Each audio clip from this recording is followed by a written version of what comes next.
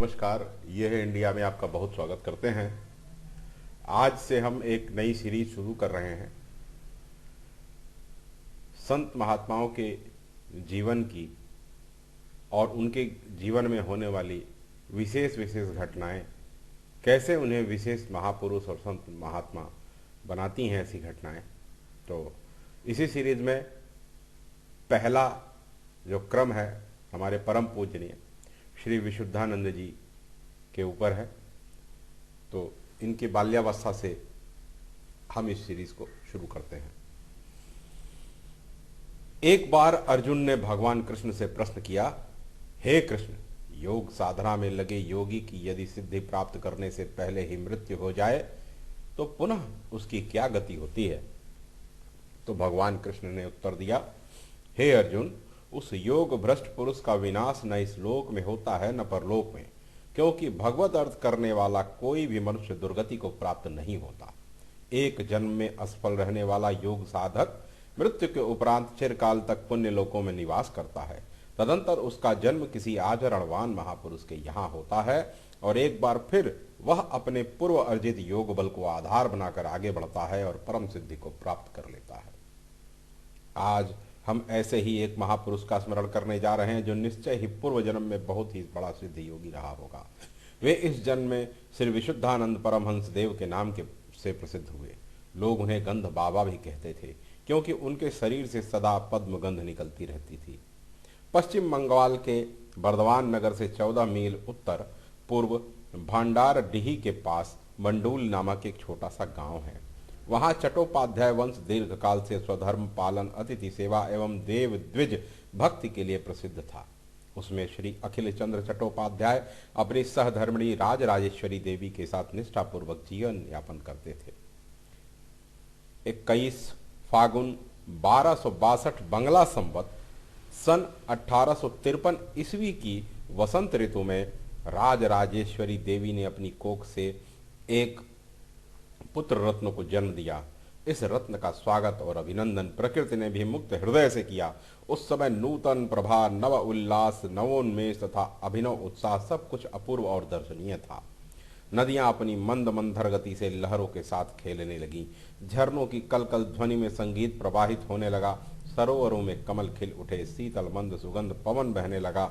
लताओं से आलिंगनबद्ध वृक्ष किसी अनजाने हर्ष के आवेश में झूम उठे। मंडूल ग्राम अपने को धन्य और कृतार्थ समझने लगा।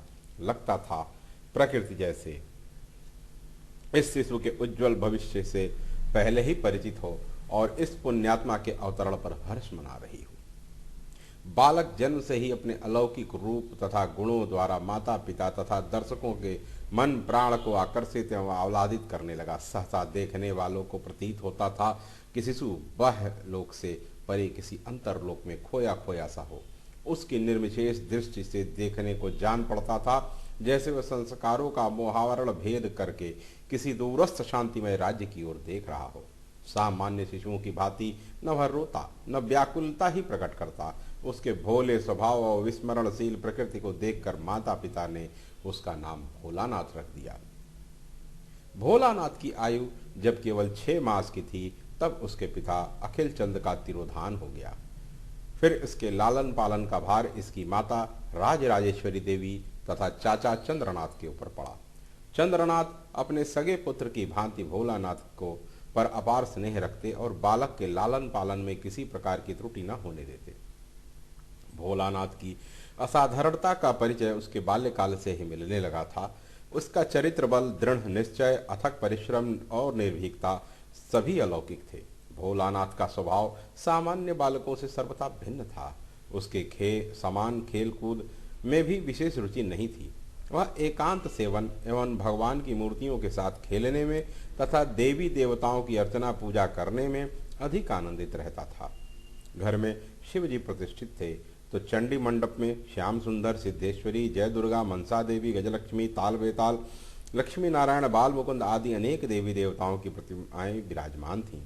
भोलानाथ बाग बगीचों में तथा वन में जाकर सुंदर सुगंधित पुष्पों का चयन करता और स्वयं सुंदर मालाएं बनाता, तुलसी दल तथा बिल्वपत्र तोड़ कर लाता एवं स्वयं चंदन घिसता तथा धूप दीप आदि की पूजा कि अन्य सामग्री एकत्र करके एकाग्र मन से पूजा अर्चना में जुट जाता।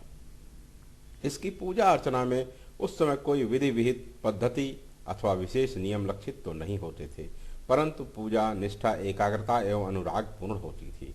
इसकी माता राजराजेश्वरी देवी भी वहीं साथ बैठकर पूजा करती थी। उसके कृत्यों और उपदेशों का बालक के कोमल मन पर अमिट प्रभाव पड़ा। जब तक देव पूजा पूरी न हो जाती तब तक बालक जल भी ग्रहण नहीं करता था। ऐसी थी उसकी निष्ठा तथा दृढ़ता। बालक भोलानाथ की जन्म सिद्ध असाधारणता तथा अलौकिकता के कुछ उदाहरण हैं। जैसे बंडूल में घर के बगल में पड़ोसी बंकिम कुंडू नामक के हलवाई के लड़के से भोलानाथ की घनिष्ठ मित्रता थी। वह लड़का जब जब बीमार पड़ता तब तब भोलानाथ उसको अपने घर से श्याम सुंदर का चरणामृत लाकर पिला देता और उसके मस्तक तथा सिर पर छिड़क देता। बस लड़का रोग मुक्त हो जाता। ऐसी थी भोलानाथ की अलौकिकता और देवी देवताओं में दृढ़ विश्वास। भोलानाथ को बचपन में न तो नंगे रहने में कोई झिझक थी, न ही रंग बिरंगे कपड़े और जूते पहनने की ललक। चाचा चंद्रनाथ का पितृहीन भोलानाथ पर अपार स्नेह था। वे इसे प्रसन्न रखने के लिए नई नई वस्तुएं लाकर दिया करते थे। एक बार उन्होंने इसे नई धोती लाकर दी। चंचल बालक ने खेल खेल में धोती को तार तार कर डाला। जब चाचा चंद्रनाथ ने इसकी यह करतूत देखी तो वह बहुत क्रुद्ध हुए और उसे खूब फटकारा। इस पर भोलानाथ बहुत ही क्षुब्ध और आंदोलित हो उठा। उसने धोती के सारे टुकड़ों को एकत्र कर अपनी मुट्ठी में बंद किया तथा आंख बंद कर कुछ प्रार्थना सी करने के पश्चात मुट्ठी को चाचा चंद्रनाथ की ओर दे कर झटका। मुट्ठी में से धोती साबुत की साबुत निकल पड़ी। चाचा तथा अन्य लोग यह दृश्य देखकर चकित रह गए। तब सबको भान हुआ कि बालक असाधारण है और निश्चय ही यह देवांश से युक्त है। एक बार संभवतः सन 1860 ईस्वी में चाचा चंद्रनाथ ने भोलानाथ को एक कीमती जोड़ा विलायती जूता लाके दिया। भोलानाथ ने उन जूतों को नहीं पहना वरन संभाल कर रख दिया। कुछ दिनों के बाद जब पड़ोसी शशि लुहार के लड़के का विवाह हुआ तब उसने वे जूते उसे उपहार में दे दिए। चाचा चंद्रनाथ को इस बात पर बालक से बहुत असंतोष हुआ और उसे वह खूब डांट दिया। बालक अत्यंत दुखी हुआ। फिर उसने घर की नौकरानी से कुछ रुपए उधार लिए, एक चाकर के कंधे पर बैठकर बर्दवान गया और उन रुपए से कुनैन की गोलियां खरीदी। उन दिनों गांव के आसपास मलेरिया का बुखार खूब था। कुनैन की उन गोलियों को बिकते देर नहीं लगी। रकम दुगनी हो गई, जिससे वह नौकरानी को बालक ने दे दिया। बालक एक बार फिर बर्दवान गया और वहां से विलायती जूते खरीद लाया और उन्हें अपने गांव के संगी साथियों में बांट दिया। कोई भी बालक अपने पहनने ओढ़ने की वस्तुएं दूसरों को देने में सामान्यतः प्रसन्नता का अनुभव नहीं करता, वरन हास परिहास में भी यदि उसकी कोई वस्तु ले लेता है तो वह दुखी और होता है और रोने चिल्लाने लगता है। अपनी किसी वस्तु के प्रति ऐसी निष्प्रहता का प्रदर्शन अलौकिक बालक भोलानाथ ने बचपन से ही दिखाई देता था। एक दिन अपने संगी साथियों के साथ बालक भोलानाथ गांव के बाहर बैठकर कुछ दूर निकल गया और बच्चों तो खेल कूद में लग गए, किंतु भोलानाथ अलग बैठकर बालू का शिवलिंग निर्मित कर उसकी पूजा में संलग्न हो गया। पुष्प तथा बिल्व पत्र चढ़ाकर प्रेम से प्रार्थना ही कर रहा था कि एक दुष्ट साथी ने आकर उसकी पूजा में विघ्न डाला और अपने पैरों से शिवलिंग को ध्वस्त कर दिया। यह कुकृत्य देखकर भोलानाथ के क्षोभ का पारावार न रहा। उसने क्रुद्ध होकर उस लड़के से कहा, तूने हमारे शिव के साथ अन्याय किया है और उनकी पूजा में विघ्न डाला है, अतः आज रात शिव जी का सर्प आकर निश्चित ही तुझे डसेगा। उस समय तो बालक भोलानाथ की बात पर किसी ने विशेष ध्यान नहीं दिया, किंतु जब उसी रात को एक सर्प ने उस अभिशप्त बालक को डस लिया तब उसके घर वालों को उसके साथियों ने उस दिन का सारा वृतांत सुनाया। सभी लोग भोलानाथ की भविष्यवाणी पर आश्चर्यचकित हुए। दंश पीड़ित बालक का अनेक प्रकार से उपचार किया गया पर कुछ लाभ नहीं हुआ। फिर बालक को मरणासन्न स्थित देखकर उसकी माता ने सीधे भोलानाथ से ही अपने बच्चे की प्राण रक्षा की याचना की। तब भोलानाथ ने सरल स्वभाव से उस मृत प्राय बालक के सिर पर हाथ फेरा और जगत जननी से एकाग्र चित्र मन ही मन सप्रेम प्रार्थना की। तत्काल उस बालक का विष दूर हो गया और वह उठकर बैठ गया। एक बार बिना किसी कारण भोलानाथ की बड़ी भर्त्सना की गई कि वास्तव में जब वह निर्दोष था। इस अनुचित तथा अन्यायपूर्ण अपमान से भोलानाथ को दारुण मानसिक कष्ट हुआ। इसका स्वाभिमान जाग उठा। यह सोचकर कि मनुष्य के हाथ तो कोई कर्तव्य है ही नहीं, वह तो निमित्त मात्र है, तो हो न हो यह सब श्याम सुंदर मुझे अपमानित करने की चाल चल रहे हैं। भोलानाथ ने श्याम सुंदर की मूर्ति को हृदय से चिपटा आत्महत्या के विचार से पोखरे में कूद पड़ा। किंतु आश्चर्य, पोखरे में जल तो गहरा था, परंतु बालक जिस ओर जाता उधर ही उथला हो जाता, केवल घुटनों भर ही रहता। वो विस्मित हो गया। संध्या का समय था, अतः संध्या काल की पूजा हेतु यथा समय मंदिर में मूर्ति न देखकर श्याम सुंदर की मूर्ति की खोज शुरू हुई। तब घर के बाहर पोखरे में पर उपर्युक्त स्थिति देखकर सब लोग विस्मित हो गए और बालक भोलानाथ को श्याम सुंदर की मूर्ति सहित लेकर सानंद घर के भीतर आए। यह है भोलानाथ की निर्भीकता और स्वाभिमानता का एक उदाहरण। पूर्व जन्म में जिस व्यक्ति की कार्य प्रणाली में अभ्यस्त रहता है, इस जन्म में भी उसी सहज प्रवृत्ति की ओर वह उन्मुख हो जाता है। पूर्व जन्म में जिसकी साधना सिद्धि तक नहीं पहुंच पाती, पूर्व जन्म के ग्रहण के पश्चात उस अपूर्ण सिद्धि को पूर्ण करने हेतु पुनः उसी साधना को अपनाकर सिद्धि प्राप्ति के लिए प्रयत्नशील हो जाता है। सभी योगियों और संतों ने बचपन में जो ही बात समान रूप से दिखाई पड़ती है, वह यह है कि उनमें एकांत सेवन की प्रवृत्ति होती है। भोलानाथ को भी बचपन से ही एकांत सेवन प्रिय था। बंडूल ग्राम से कोस दूर भंडारडीह के पास एक श्मशान स्थल था। उसमें एक विशाल वटवृक्ष था। भोलानाथ को जब भी अवसर मिलता, वह उस वृक्ष के नीचे जाकर अकेले ही बैठकर आत्मविस्मृत की स्थिति में परमानंद का अनुभव करता। उसकी इस असाधारण बाल्य प्रवृत्ति को देखकर लोगों ने अनुमान लगा लिया था कि यह बालक अवश्य ही पूर्व जन्म का योग भ्रष्ट योगी है, जो आगे चलकर एक दिन महापुरुष बनेगा। भोलानाथ की बचपन से ही साधुओं तथा संत महात्माओं के दर्शन तथा उनके साथ सत्संग करने की विशेष रुचि थी। गांव के आसपास किसी साधु संत के पधारने का समाचार पाते ही यह बालक दिन में या रात में किसी भी समय उनके दर्शन करने अवश्य जाता, उनके साथ धर्म चर्चा करता और अपनी बुद्धि के अनुसार तर्क वितर्क करने से भी न चूकता। इससे उसे हार्दिक परितोष प्राप्त होता था।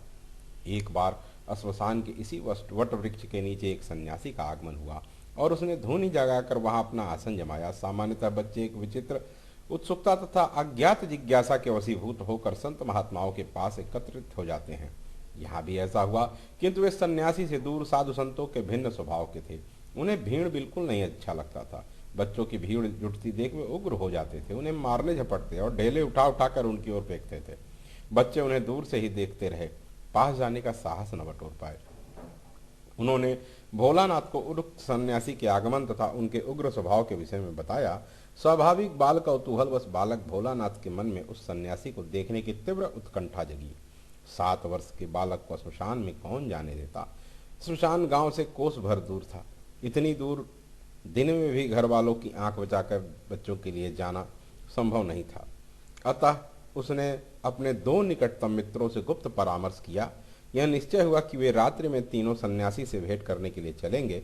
छोटी अवस्था, कोस भर की दूरी, ऊंचा नीचा रास्ता, अंधेरी रात, घोर सन्नाटा, वह भी श्मशान का। बालक का यह अद्भुत संकल्प, प्रभु तेरी गति जानी नहीं पर।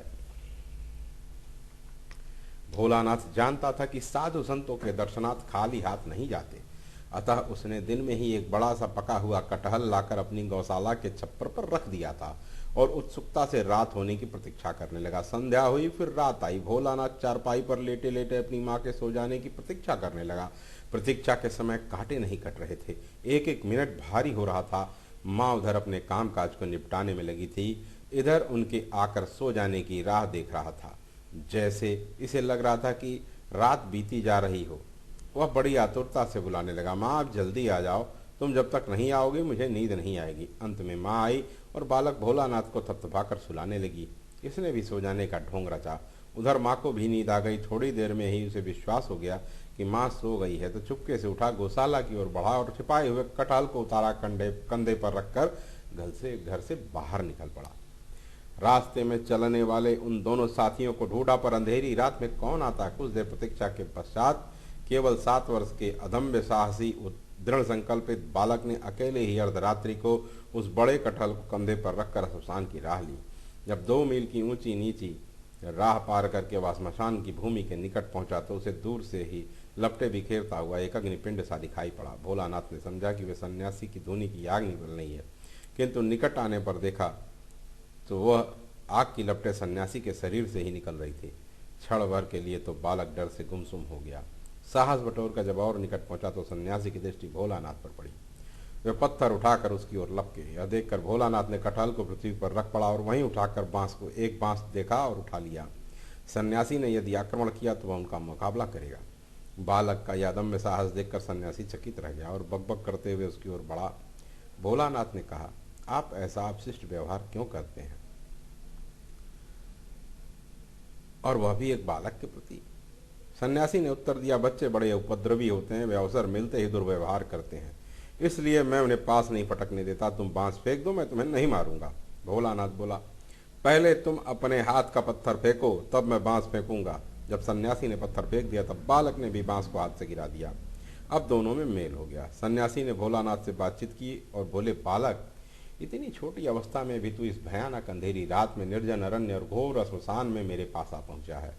आश्चर्य है, तुम अभी अपने असली रूप से परिचित नहीं हो। समय आने पर तुम अपने अस्तित्व को समझ पाओगे। भोलानाथ ने श्रद्धापूर्वक कटहल भेंट किया। उतने बड़े लगभग 5-7 सेर के कटहल को सन्यासी ने बात ही बात में खा डाला। भोलानाथ चकित सा देखता रह गया।